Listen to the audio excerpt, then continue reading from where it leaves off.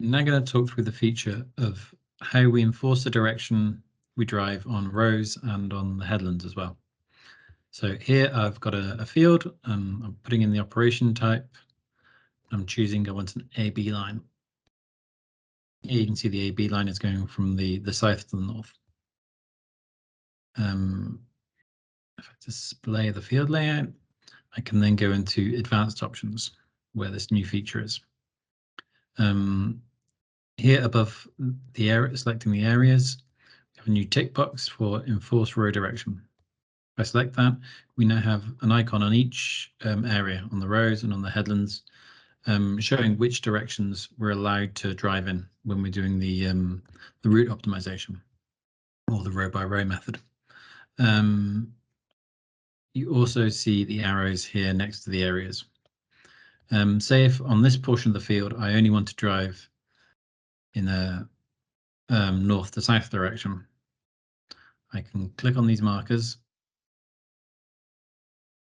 and change the direction. I can also do it on the headlands if I want to designate that I want this one in a clockwise direction and this one in an anti-clockwise direction. As you can see, I can also change them by clicking here.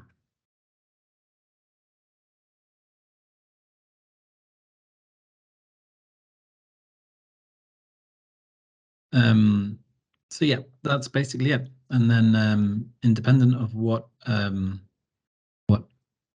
route method you want, if you want row by row or optimized, it will only allow you to drive down these rows in the prescribed direction. All of the other rows where the arrows are in both directions, then you can still drive in both directions along them. We can also as well, of course, set our row entry. If we set it to here, that works.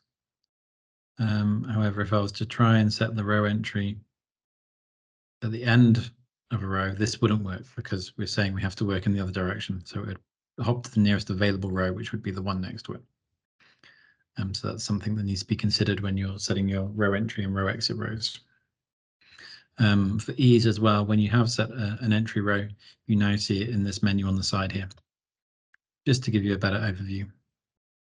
And when you have set this as the entry row, if this is the start, then this row can only be driven either in both directions or in this direction. It can't be driven in the other direction because you wouldn't be able to start it.